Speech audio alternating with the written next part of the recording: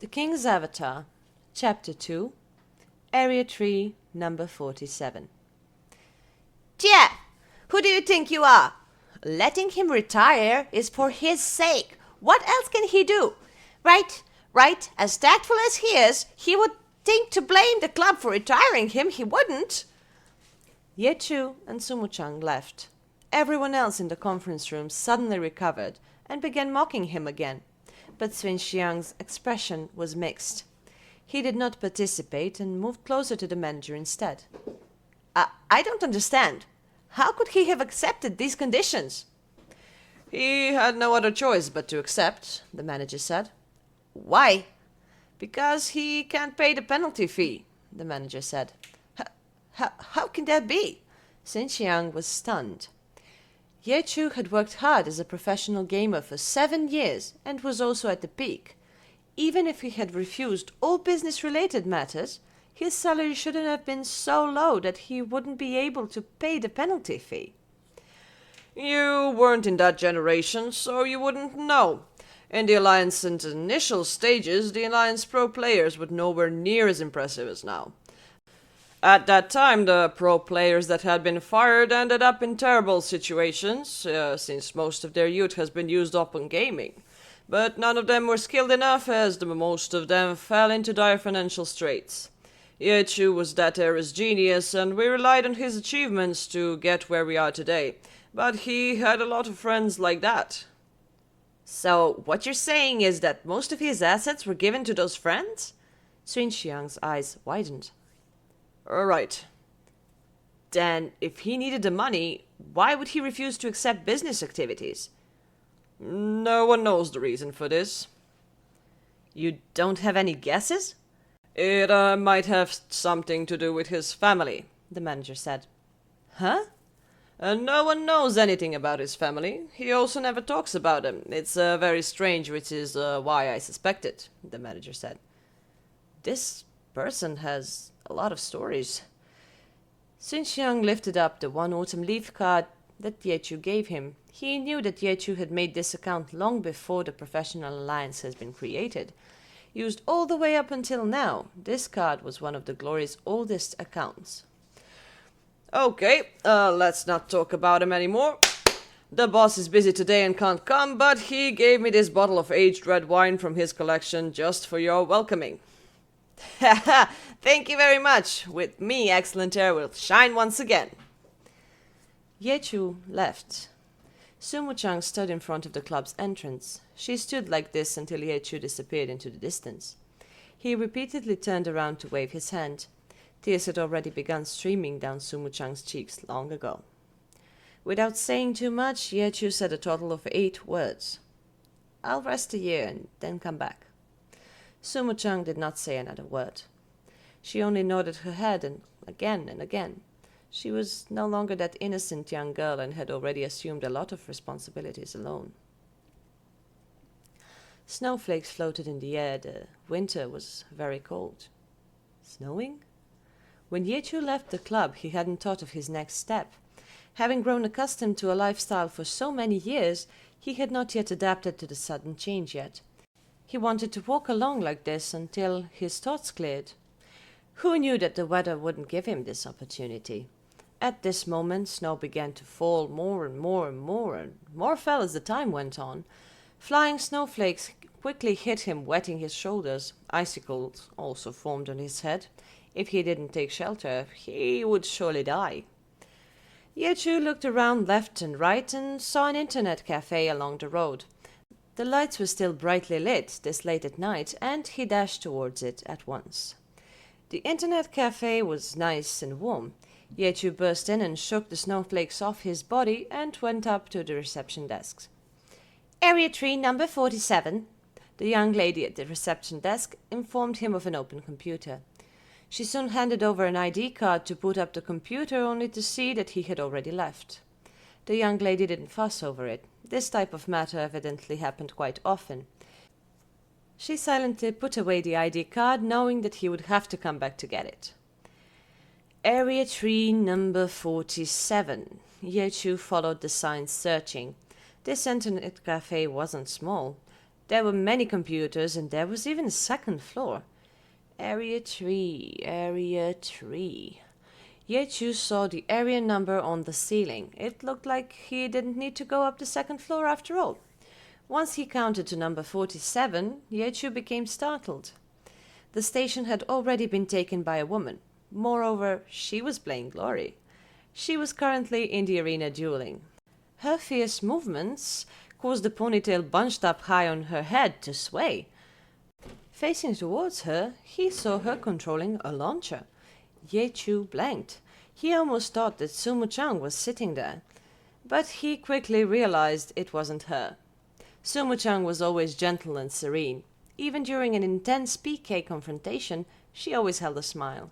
Speaking of her, Yechu sometimes watched as she smiled while causing her opponents to explode into pieces. When she then politely said sorry, he would always inexplicably tremble a bit. As for this girl, her appearance was also beautiful and gentle, but she fumed with rage and devastated her keyboard in an all-out effort, making him feel that her appearance from top to bottom was a huge trap. Her murderous spirit is too scary. Only what a pity. Yechu saw the screen clearly. He saw that the girl was about to be in a terrible situation. As expected, her opponent capitalized on the opportunity as soon as she made a mistake. In 2 hits, what little life remaining in her immediately drained. Damn it! Yechu heard this girl roar in rage. She slammed the keyboard directly, shutting down the game. Yechu hesitated on whether he still wanted the station or not. The girl already turned her head, glancing at the hesitant Yechu. Furiously getting up, she asked, "Computer?" Yechu nodded his head. Then sit down! The girl had already left. Yechu shook his head at the impatience of ordinary gamers and finally sat down. Chango was depressed, extremely depressed. She had just dueled 52 times in the arena, but she hadn't won a single one. She didn't want to believe this was real. Chango rubbed the chasing haze in her pocket. Her account wasn't bad. Among ordinary players, her account would be considered quite strong, and her skill level wasn't low. She had played Glory for a full 5 years. Her opponent's account wasn't as good as hers, but she still couldn't win over him in a single time over 52 duels. He is a powerful expert, Changuo concluded. Boss, you haven't logged out yet. Why is that person still playing? Changuo was thinking as she walked when a voice suddenly interrupted. Changuo tilted her head and looked. At the neighboring computer, a frequent customer at the internet cafe was stretching out his neck looking at the computer she had just sat at. Not good! Changuo's heart dropped as she rushed back. Due to Glory's popularity, Glory login devices became standard computers accessories that were indispensable for internet cafes. Account cards only needed to be inserted into the device, so in these sort of public places, everyone put away their cards after using it. Every card only had one account. Lost cards could be reported, so stealing did not exist. But in these sort of public places, frequently, people would carelessly forget to log out and end up having their money and equipment looted. Changuo had been extremely frustrated after 52 straight losses and wasn't paying attention. She hadn't logged out, but switched to the desktop instead. Changuo hurriedly ran up and sure enough, the guy was playing on her account. Only, it didn't look like he was stealing equipment. It looked like he was eagerly dueling in the arena. Changuo didn't have the time to bellow in rage when a single large word popped up on the screen. Chapter 3. Special Duty, Night Shift. Victory?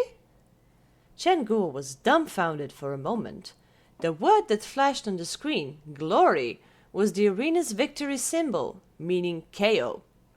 Only she had only left for how long? 40 seconds? 50 seconds? Changuo lifted her wrist and looked down at her watch. It definitely hasn't been a minute yet. But the result? The opponent I had lost to 52 times in a row was defeated in less than a minute? Changuo even forgot to rush up and snatch back her account. She wanted to see if this person could duel again for her to examine properly. But in the end, she saw that the person had already logged out of the game. He stretched out his arms as if he weren't too interested in the computer and glanced around left and right. Turning his head, he saw Chen Guo look at him with wide eyes and hurriedly explained. You hadn't logged out yet, and when I sat down, the fight had already started. Don't worry, I helped you win. How long have you used it? 40 seconds, Ye Chu said. Chen Guo's mouth dropped open when he said somewhat regretfully, My hands were frozen cold, or else 30 seconds would have been enough. 30 seconds? 30 seconds to beat the opponent that I lost to 52 times in a row. Who is this person? Could it be a professional gamer from the Excellent Era team? Chen Guo suddenly thought. She knew that the Excellent Era Club wasn't too far away from the internet cafe, but she thought again. I would have recognized him if he was from the Excellent Era team. Unless it's that expert that never shows his face, Ye Chu. Ye Chu? Chen Guo became excited as soon as she thought of the name, but thinking how low profile this expert was, he probably wouldn't admit to it if she asked him directly. After hesitating for a bit, Chen Guo suddenly thought of something and quickly ran back to the reception desk. Who registered as Area 3 number 47's guest? Chen Guo asked the girl at the counter. Ye Shu, the girl said. Ye Shu? Ye Chu? It really is him! Chen Guo excitedly thought. It looks like she really had uncovered this hidden identity. This showed that he really was Ye Chu. If she had seen the name Ye Chu written, then she wouldn't have believed it.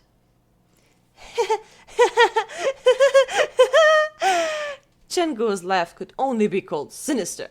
She had been prepared to use everything she owned to get his signature. Ye Chu's signature? Huh? Who had it? No one had it! Just as she was thinking this, the receptionist girl said without thinking, He even forgot his ID card. ID card? Chen Guo stared blankly after hearing this. Only then did she realize that she had turned silly from excitement. Internet cafe registration had a system for identifying customers. An ID card had to be shown. How could someone use a fake ID? Where is it? Let me take a look. Chen Guo looked at the ID card in the girl's hand. Sure enough, Ye Shu was written on it. A wave of disappointment washed over, and she had a strong urge to change the word Shu into Chu. After finding out that he wasn't the low-profile expert she admired, although she was curious about this person's strength, her interest had already largely disappeared. Chen Guo angrily turned to Area 3, number 47, and handed over Ye Shu's ID card. You forgot to take your ID. Oh, thanks. Do you work at the internet cafe? Yeah, I'm the boss. Oh, the boss. That's good. I just saw on the internet cafe's homepage. Is your internet cafe hiring? Ah, yes. Chen Guo didn't think that this person would suddenly ask this. She had just been thinking to compare notes with this person. This would be the perfect excuse to. I looked at it and felt that I matched all the qualifications. Work and pay aren't a problem. How about it? Consider it for a moment, boss. Yes, you said. Oh, then you have to beat me in a duel in glory, Chen Guo said. What? There's this condition? Ye Shu turned around to check. You don't need to look for it. I'm adding it, Chen Guo said. Ye Shu stared blankly. Only how did he realize that this prior victory was too professional? This beautiful boss was curious about his strength, but Ye Shu bitterly laughed, shaking his head. I can't beat you. Why? Because I don't have an account that can beat yours. Account? What level is it? What equipment? Chen Guo asked. No levels, no equipment. How? Chen Guo did not believe it. He had defeated the opponent she couldn't beat in 40 seconds. If this type of person didn't have a leveled account, then how did he practice to this level of skill? I gave away my original account. Yeshu could only say this. Oh, so it's like this? How generous. Changuo sighed with sorrow. This person's strength was powerful. His account definitely wouldn't be weak. Powerful accounts were extremely valuable. Gifting it away so easily was very valiant. Yeah, too generous. Yeshu forced a smile. The account he had given away was the battle god, One Autumn Leaf. To only use the word generous to describe him was truthfully too petty. Is it to get ready to play in the new server? Changuo asked. New server? Yeshu stared blankly and suddenly glanced at the date. The next day was Glory's 10th anniversary. Glory, starting from the 2nd anniversary onwards, would open a new server on every anniversary. The registration for the 10th service had already started 3 months ago. Old players who weren't satisfied with the old server would prepare to enter Glory again, looking forward to this day. Now, Glory's 10th server was opening. The distant one, Autumn Leaf, was an account in Glory's first server. Later in Glory's 5th expansion, a lot of experts obtained the qualification to compete the challenge skill, becoming the first one possessing access to all servers. Now, One Autumn Leaf had already exchanged owners. His career as a professional player in Glory also left with it, but he coincidentally met up with the start of a new server. Yeshu's mind stirred. 10 years of memories suddenly flashed through his mind. New server, Yeshu mumbled. I remember that at the start of your new server you can transfer to it, right? Yeshu suddenly asked Changuo. Only level 1 accounts can, Changuo said. Let me try. Yeshu fished out an account card from his pocket and quickly applied for a server transfer on the Glory homepage. Changuo looked at the account card amazed. Isn't this a first edition card? Yeah, it is, Yeshu smiled. Glory had a new edition every year. A first edition card would be from almost 10 years ago. Changuo looked at Yeshu astonished. How long have you been playing Glory? Cards weren't living objects. People were. Even if a card had been around for 10 years, it didn't mean a person had been. Almost 10 years, Yeshu answered, confirming that he and the card were one. Changuo had thought that she, with 5 years of experience, was already considered a veteran. She wouldn't have thought that the guy in front of her had a full double her experience. 10 years. That was Glory's first group of players. To continue playing up until now, yet still having interest in entering a new server. What type of drive was this? While thinking this, the home page had already displayed server transfer successful. Done! Yeshu pulled out the account card. He once again recalled the little details contained with this first edition card. Are you saying you want to become a network manager? Changuo suddenly brought up this matter. Yes. Which one are you looking at? Changuo asked. The night shift one, Yeshu said. Oh, are you fine with that? Changuo was surprised. The next shift one went on from 11 p.m. to 7 a.m. The monthly income was greater than others by 300, but it was the position that very few applied for. After all, not many people were willing to have day and nights reversed every day.